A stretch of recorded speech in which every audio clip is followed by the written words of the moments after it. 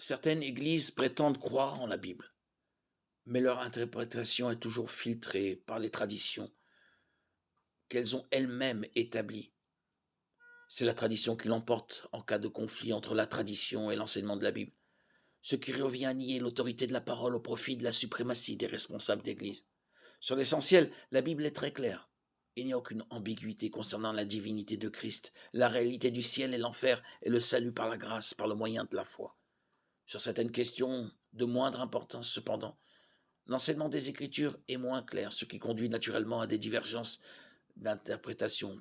Par exemple, il n'y a aucun commandement biblique direct concernant la fréquence de la communion ou le style de musique à utiliser.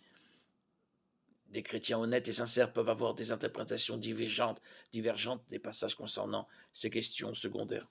L'important est d'être dogmatique là où les Écritures le sont et d'éviter de l'être là où elles ne le sont pas. Les églises doivent s'efforcer de suivre le modèle de la première église de Jérusalem. Ils persévéraient dans l'enseignement des apôtres, dans la communion fraternelle, dans la fraction du pain et dans les prières. Acte 2, 42.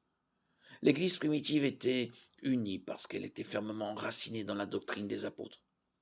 L'Église sera de nouveau unie quand nous reviendrons à la doctrine des apôtres et renoncerons aux autres doctrines, modes qui se sont insinuées parmi nous.